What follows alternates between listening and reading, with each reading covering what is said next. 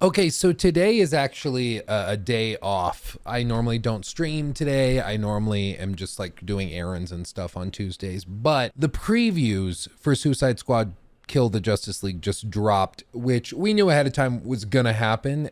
It's just we didn't know at what time in the day they would drop, but they dropped first thing in the morning. So I figured I would go through them real quick and we'd post this up on Luke Stevens Live and offer my thoughts and opinions because spoiler alert, it's pretty much exactly what I was expecting. Basically, like what happened is that Warner Brothers invited a bunch of people out to try out the game, and let's just say like they didn't have the best time with it. There were a lot of very mixed reactions. I've only seen one group say that they had a positive opinion of the game and they left more excited than when they showed up, which that's concerning. I mean, Joe Raptor, of course, you guys know Joe, we do the podcast together. He collected these brief statements from each of them. And like the only one that was relatively positive was Game Informer saying, I feel much more confident in Rocksteady's long awaited follow-up after playing it. Everybody else, except for the fanboys that they invited, has had very mixed, to put it lightly, reactions to it, which is a bit of a bummer, to be clear. I mean, I've been hoping this would be really good. I've been fingers crossed, but it just seems like they haven't really gotten the pieces to click together too well. So what I want to like clarify first and foremost, a lot of people have already played the game through the alpha or beta, whatever it was, that happened, I think like a month ago-ish, maybe a month and a half ago. And those people are still under NDA. And people have asked me, Luke, have you played the game either at preview events or during that? I was not at any preview events. And if I played it during the alpha, I would not be able to talk about it. So I wouldn't be able to say yes. I wouldn't be able to talk about it even if I could say yes. And if I didn't play the alpha, I'd be easily able to just say I didn't play the alpha. So you can connect the dots wherever you need to. But what people got to play during this preview event was seemingly a much more robust version of the game. All the way through, I think they said like chapter 3, basically, they got to play through. But the common thread with a lot of this has been that the preview event in general was set up in a very weird way. It wasn't arranged properly or very well.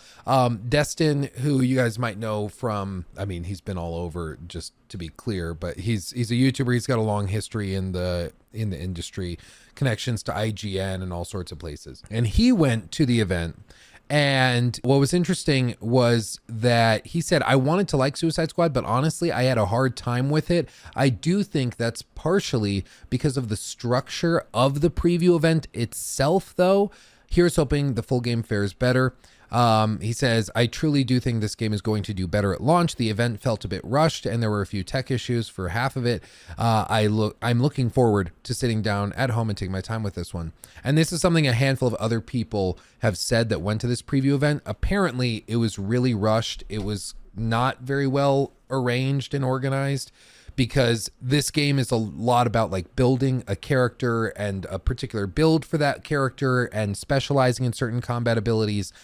And they basically let them do a tutorial, break for lunch, and then play a different character that the developers provided them. So they didn't really get a chance to try the game in its ideal form. So I want to be clear with that. This was not like trying the game in the best possible light. It seems like the event itself was a little clunky. But that being said, IGN and all these other places have put out their reviews and articles describing their time with the game. And the general consensus seems to be that it is a sort of standard live service looter shooter co-op game. And it doesn't really do anything that remarkable. Everything it does is just like a trope following from another trope, following from another trope.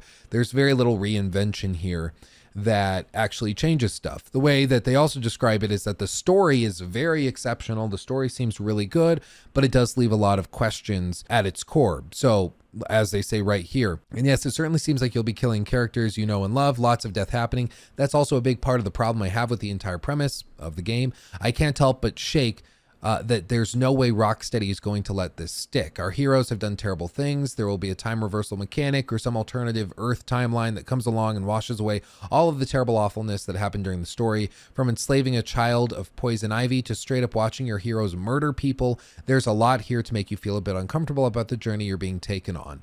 And this kind of ties into one of the frustrations people have had recently, which is that they're like, Kevin Conroy, he's an icon in DC lore, really superhero lore in general. And he's the voice actor that played Batman through all of the Arkham games and a bunch of the animated shows and stuff. A real legend. And he unfortunately passed away last year during 2023, I believe. From a long battle with cancer, really, really tragically. But this was his last project. This was like the last thing he was doing, playing Batman in this game.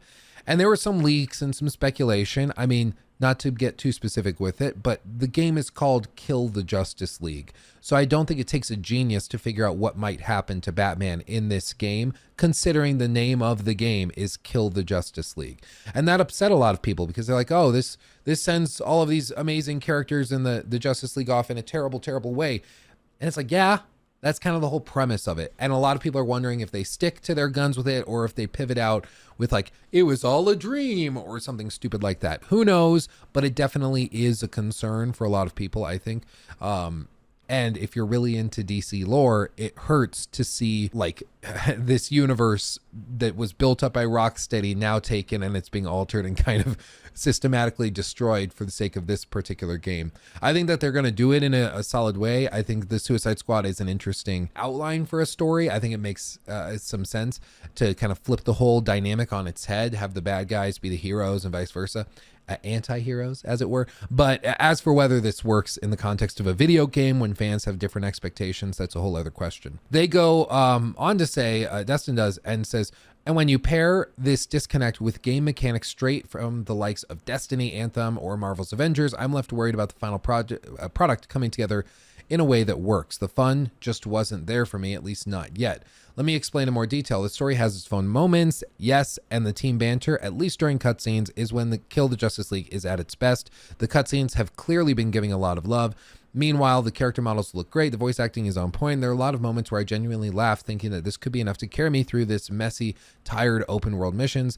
While they could reverse time to fix the morality issues at play, chances are that there will be different it will be different given planned expansions, story additions, gear chases coming later in the form of free updates. This means we'll be stuck with the terrible things that transpire, and if the name sticks, stuck with dead Justice League members, which is true. I mean, that's just how it works. Bear in mind, this is a live service game, so they have, according to some like data miners and stuff, they have around like 16 months to 24 months of post-launch content already planned, already in the like works of being developed and created.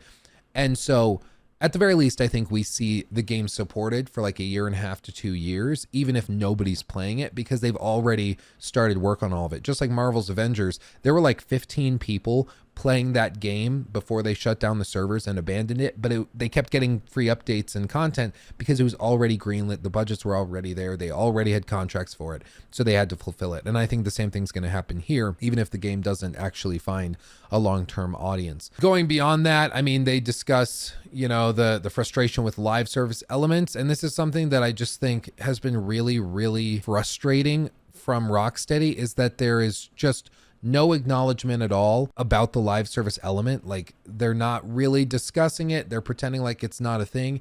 And like, even some Rocksteady devs, current and former, that I've spoken to and that I consider acquaintances and even friends, I feel like there's a sort of maybe like denial over this. Like, the thing is, the game can be pretty good. It could even be good. And I still think it is fighting one hell of an uphill battle just because it's a live service game coming from a studio that is world renowned for their single player games.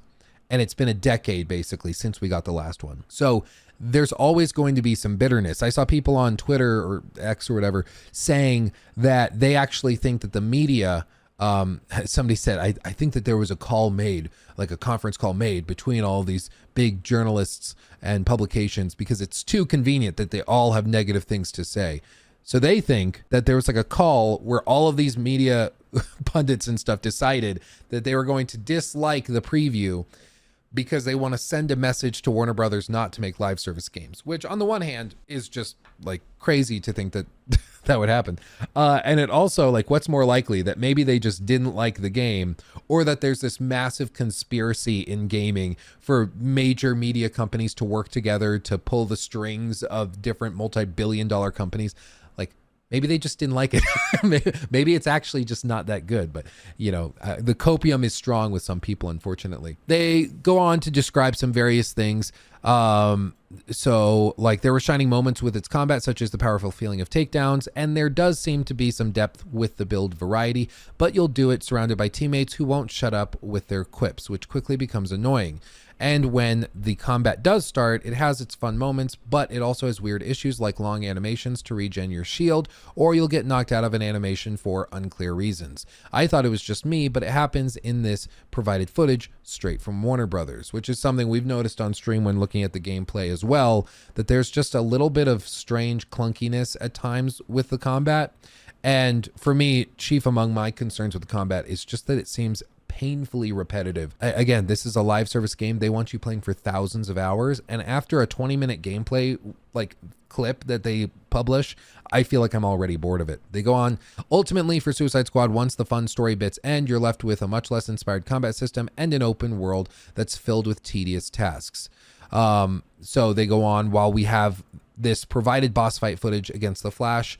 For reference, I just want to mention that I found this fight incredibly annoying. There's no indication of where Flash is most times, and he's the Scarlet Speedster, so he's just constantly zipping around the map. That didn't make the fight hard, it just made it frustrating. You get a handful of shots on him before he teleports to the next location, so you're just trying to chase him down or catch him standing in one spot long enough to get hits in before he does it all again. I do wish there was a bit of a he's down, get him moment, but unfortunately it seems like that trope wasn't used here. Warner Brothers also sent over some footage of an experienced Shark player wrecking shop, so I'll include a montage of their gameplay in my video preview above to show what it looks like when somebody who has played for hundreds of hours versus a couple at a preview event, which makes sense. I mean, I'm sure when you've played hundreds of hours, I would hope that you're a little bit better at it.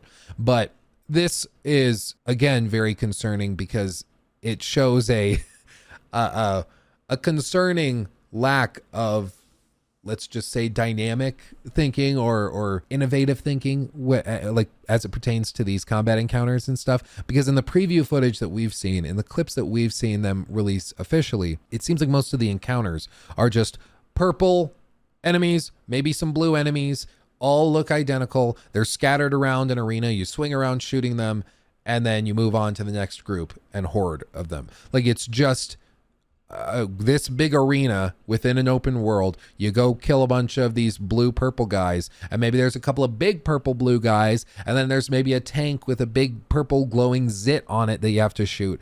But it just feels very 2007 in its design, and it seems that that's also the case with the stuff that these guys tried at the preview event. And what I've said before is, at these preview events, these companies are usually trying to put their best foot forward, as you would expect. Like, they want to show media the best part of the game, because all of these devs, all the marketing teams, they know that, like, okay, this part of the game is amazing, this part of the game gets a little bit slower. So like Spider-Man 2, for Spider-Man 2, if you're going to do a preview event, have them play the first hour of the game with the crazy Sandman bit and the crazy tech they're using to like zip you across the city and stuff. Do that. Or, you know, the whole thing with Doc Connors or something. Like, all of that stuff is amazing, super high production value, and it shows the game in a really good light.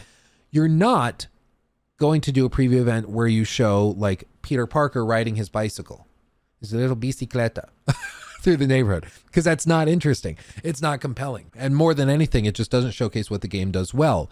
And so when you go to these preview events, and I've been to some of these before, and like we went to the Avatar one, for example, in the middle of November, they really made a point to try and showcase the game in its best light and show what it did well. And were there things that the game ended up not doing very well? Absolutely. There were plenty of things that Avatar got, in my opinion, wrong, and that were not ideal in terms of how they structured it. But I do think that they at least tried to present the game in the best possible light.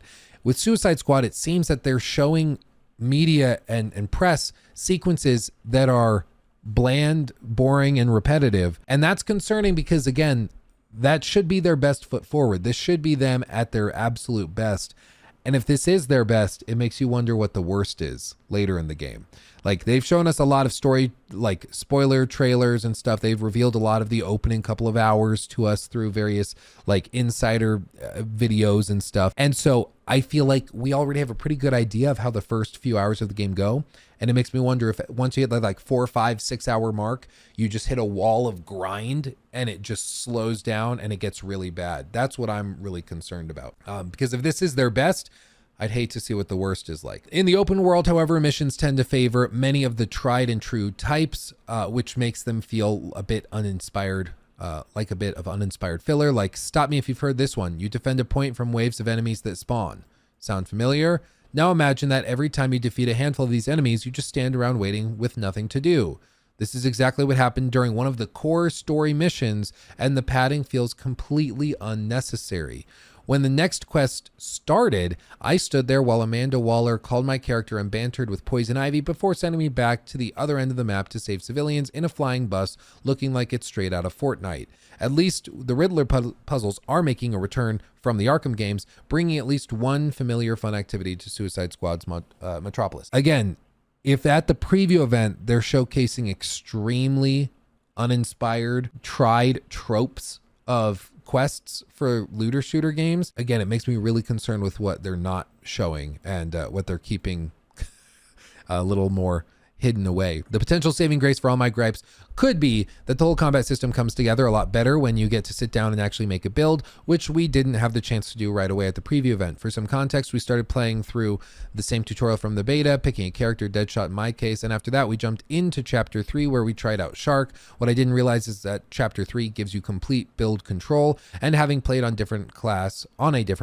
it took me a bit of our session to get warmed up with the new movement mechanics Shark has compared to Deadshot. This is kind of what we mean by like the clunkiness of the actual preview event, that they didn't really arrange it in an ideal way. They did a tutorial, players got adjusted to a certain character, and then after that they were forced to play a different character unless they happened to play Shark beforehand and then play Shark afterwards. So it just seems like it wasn't thought through completely, and like what would give them the best chance of trying a build and really fine-tuning it. But this also begs, a question. If the game, like if this is one of those games that starts kind of slow, right? And then it gets really good 10 hours in, once you can craft your character, or 20 hours in, or after 35 hours, you really have enough skill points and stuff to craft your character exactly as you want them. That to me, like, it makes sense in a live service game when you're trying to get the total playtime to like 1,000 hours. Like, 35 hours to get your feet under you is not that much when your total playtime is aiming for 1,000. But for 95% of players out there, I feel like that's a pretty rough ask. Like that's a high barrier to entry.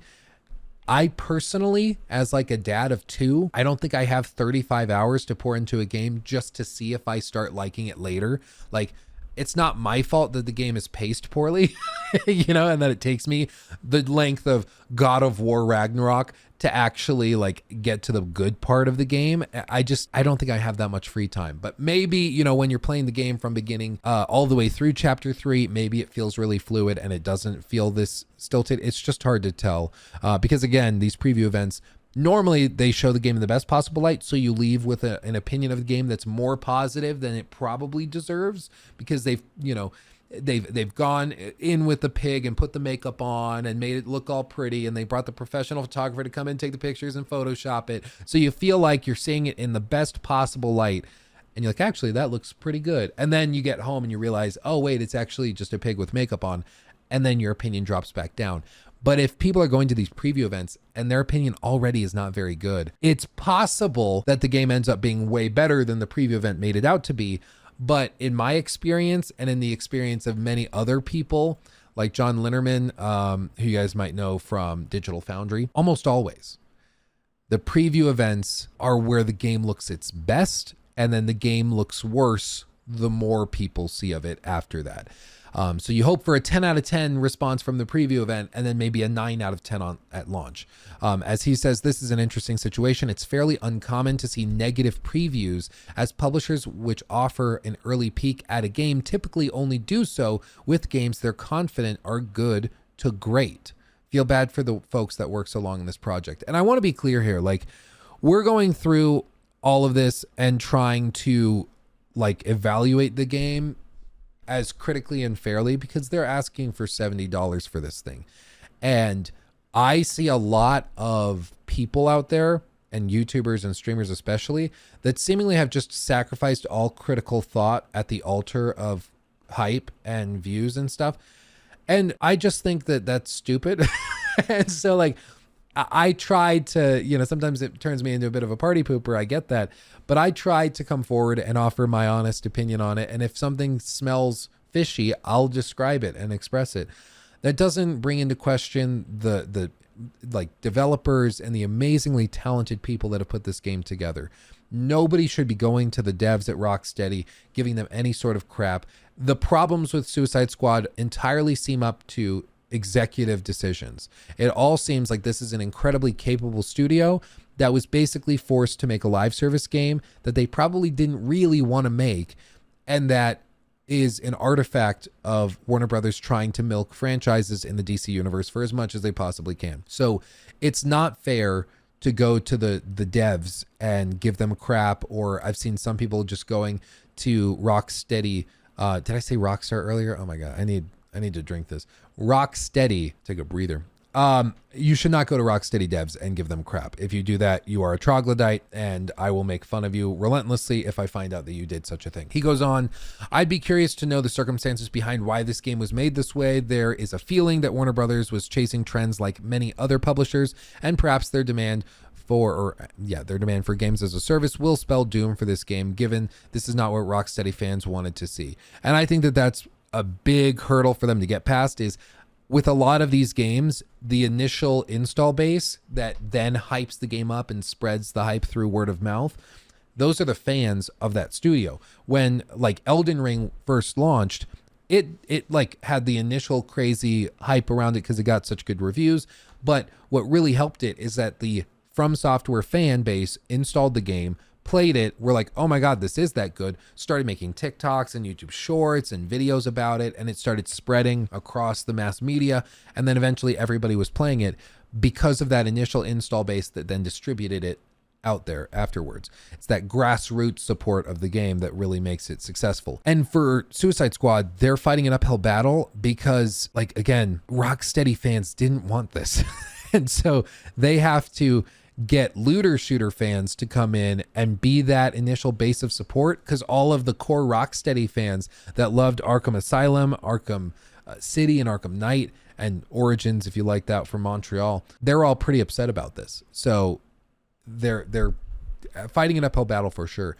John goes on to say, I wonder if Warner Brothers will change their tune. Hogwarts was a gigantic sales success, and while I don't like the IP, the game itself is very well made and focused on a focused single player experience. Perhaps its success can have a positive impact on Warner Brothers' decisions going forward. No games as a service. I hope this does not spell doom for the studio, and instead they're given a shot at redemption. Heck, who knows? Maybe the game won't be half bad either. I wouldn't pass judgment until trying it myself. It's just that it makes a very bad pre-release impression. Yeah.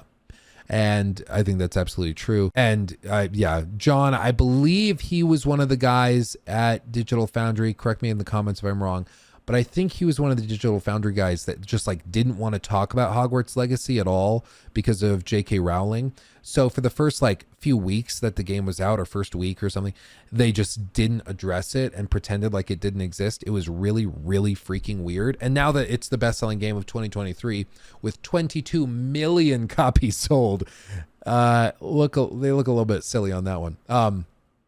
Weird hill to die on. Destin goes on, I honestly think it was because of how the preview event was structured and the tech issues on site from the production team who handled our capture. Our capture was borked, so they had to swap TVs and such to fix the issues. In addition, it's a games as a service, so we really needed more than an hour or two to play, in my opinion. I agree. Yeah, and then you see There's some toxic people that just have zero reading comprehension. IGN put out a scathing preview of the game, not because of the content, but because they didn't like the way the preview event was run. Are you sure that's what you want to go with? That's not what I said. That's pretty much is what you said. Oh my God, dude, some people just like have zero reading comprehension and it hurts my brain so much. Like, so what you're saying is, no, that's not what I'm saying. If I was saying that, I would have said that. I didn't say that. Anyway, the big takeaway from it though is Destin says, I left the preview event less optimistic than when I came in. And that's the core issue. I mean, that at the end of the day is the whole point of these types of events and preview events is for people to come in, see the game, try it, and then go back to their outlets and promote the game and hype it up after that. And unfortunately, it just seems like they were not able to pull that off, at least for IGN. There's other people that have come out and spoken on it, but it just seems like it's a very, very mixed bag. Beyond IGN, let me see if I can find it. Beyond IGN, there was also a group of other people that talked about it. Like I said, we had Game Informer that had a relatively positive opinion of it. Eurogamer, it's perhaps trend chasing more than sticking to what the studio does best, which I think is a perfect way of explaining the frustrations with the game, is that it just feels like it's a looter shooter that's been designed because that's what the executives thought would just print money, not necessarily what would make the best video game. And VGC says, after breaking new ground for the superhero genre, it's sad to think that a decade later, Rocksteady is merely following others, which is true. Because I mean, Rocksteady, they were innovators through and through. And unfortunately now they're just kind of chasing whatever the executives think is going to make the most money. The Game Informer, just to be kind of level-headed with it, to look at all of these, they had a generally positive opinion of the game. They describe, like, when we first start, we want to see what's fun in traversing the space of something like Metropolis. It's not just horizontal travel, it's vertical as well. Advanced combat designer Noel Chamberlain says, we wanted to think of 4 different ways of achieving this, 4 very unique traversal styles, and then how would these characters then do it? It's kind of a mix of both gameplay side and what the player's doing mechanically, and then also being able to give a very rich narrative reason that fits the character, like Boomerang stealing his version of the traversal. Feels very on brand for him. I'm pretty sure. Well, no, I guess Harley Quinn, in the preview event that they showed gameplay of that opening section, and I'm pretty sure she steals her stuff as well. And Deadshot just already has a backpack, and Shark Boy and Lava Girl, Shark Boy just jumps places. So I guess if you're saying that, but anyway, moving on. Next up, I load into a lobby with a full 4-player team to play through parts of Chapter 3. I select Harley for this session. While I wait for others to load in, I check out the cosmetics available to me. Arkham Straitjacket I saw her sporting in Chapter 1 is available, but so is something that veers closer to her more modern look with colored pigtails, bright eyeshadow, and red and white blue aesthetic. We load into the LexCorp base where the team is suiting up and getting briefed on the next mission. Since this is a bit later in the story, I don't know what happened with the Flash/Green Lantern showdown teased in my Chapter 1 encounter. This time around, the team is tasked with tracking down Poison Ivy, which puts a pep in Harley's step. Harley's traversal feels completely distinct from the more militaristic Deadshot. Kind of describing some of the gameplay stuff. After a brief awkward period where my brain immediately tried to use my muscle memory from swinging in Marvel Spider-Man 2, I finally got the hang of how to effectively swing through town with Harley. And then they're describing the same mission with Ivy that they actually showed in the Insider episode 2. And they just go through describing more of the mission and everything that they do. The team tells me that the customization and loadout selection for the characters is far more than skin deep. You can build extremely versatile builds or highly specialized characters depending on how you want to play. Rocksteady walks me through a few examples that impacts how Harley can be catered to, or how Harley can be catered to how you play, including some of the early talents that boost melee, knockback distance, or encourage you to stay airborne using Harley's Bat Drone by reducing the damage you take while flying around. The talents you can select even tell you the kinds of playstyles they cater to in order to help you pick the most impactful one for what you want to accomplish. Rocksteady also recommends I equip a gun called Leg Day, which grants extra XP from enemy kills, does extra damage to brutes, and deals critical damage from shooting enemies in the legs. trade my bat for a hammer called Uppercut that sends enemies flying in slow motion, and throw on a shield mod called Hoarder, which gives you extra shield for all the ammo you pick up. The way you build your character feels flexible and accommodating, but I want more time to experiment before I truly declare them successful in their meaningful customization endeavors. I mean, it all sounds pretty milquetoast to me personally. Like, okay, you have a gun that will deal, like, grant you extra XP and does extra damage to brutes and crit damage on legs. Okay, cool. I don't know how that really feels different than a gun that maybe does crit damage to the head and also gives you extra XP or something. Like, I don't know. I don't know if that feels truly different. Like, the thing with all of this, when I think of different builds, accommodating different play styles, I do think of abilities and perks and stuff that alter how damage is calculated or how certain things work like with respect to different combination of enemies, encounters and stuff. But I also think of like the actual motions of combat being different. And in a looter shooter, it's a little bit different because it's still a shooter. So like you might have a shotgun based loadout or character where it's all about close range, high damage, kind of slower, but you're tanking. That's basically how it is. Or maybe you're really weak and you have no armor and no protection, but you have a sniper rifle. So it's all about long range, high damage, but you're very, very shaky. You know, it's going to be tough to take much damage if you take any at all. Then there's like high mobility builds and all that stuff. And all of those are pretty standard, but I haven't heard any descriptions of those types of perks and abilities for Suicide Squad. It all just seems like you can swap out different weapon mods to give you like, oh, now you deal 1.25% damage additionally on this type of enemy if you shoot them while in the air. And it's like, I just don't see that being very compelling. Again, maybe for some players. For me, that sounds like a pretty, I think, unremarkable customization option personally.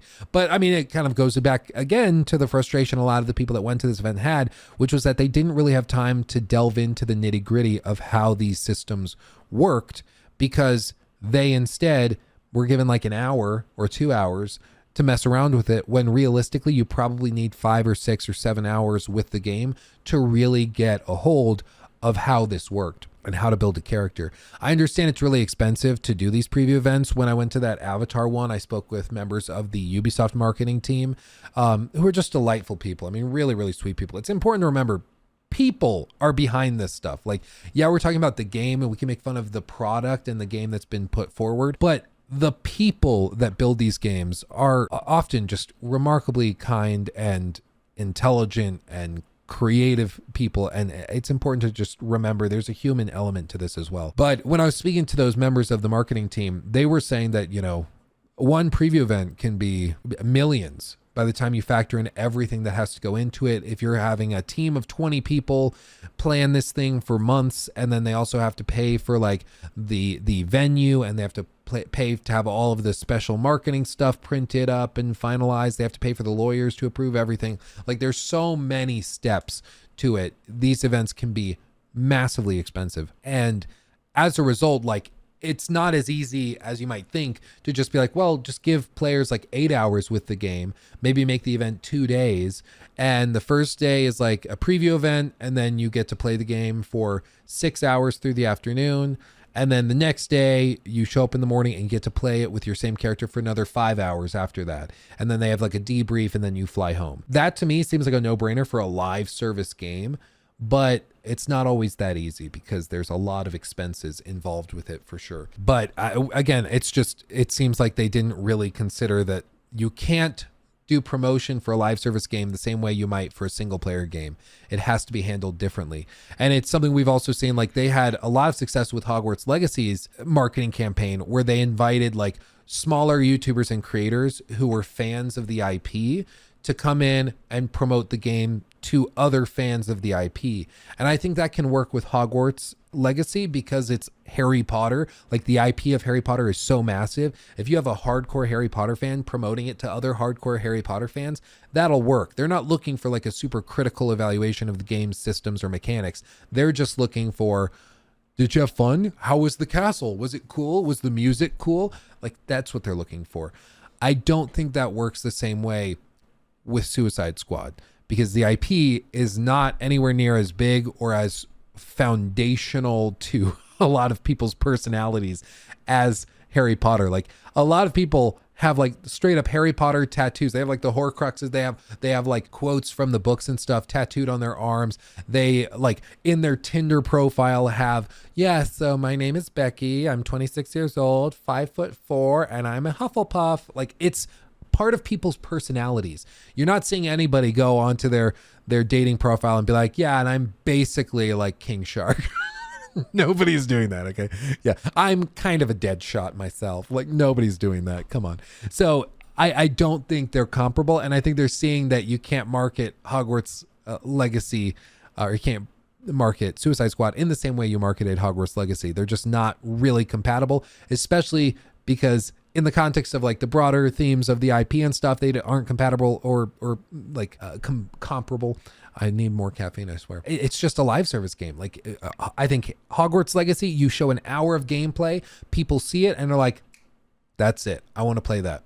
That's what it was like for a lot of us who saw like the exploration of the castle grounds and the school grounds. And we're like, I can explore Hogwarts just open-ended and go to class and stuff. I'm in. Take me.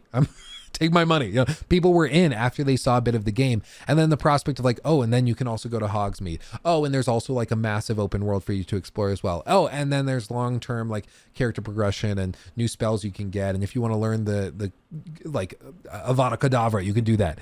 Like, people were sold after just an hour of seeing the game. But with Suicide Squad, because it's a live service game, it doesn't work that way. If the premise of the game is that there's long-term growth and build customization that makes the game worth playing for hundreds and hundreds of hours, it's just, you need more time with the game to see it. And what I've been waiting for, and what I was hoping we would see during these preview events, is like a late game example where we actually got to see some like really late game footage of characters and builds that have had 200 hours of gameplay, like played by players who have 200 hours of gameplay in the game from the dev team, that can actually show what is actually working, how this works in the long run, but they haven't shown us that. And I feel like that's such a huge part of a live service game. It's kind of concerning that they're just not showing the end game, because that makes or breaks a live service game. That's how you keep players playing for the whole of the battle pass, for the extended period of time, for years and years and years, as they're hoping. And we just haven't seen any of that end game footage, and that's concerning to me.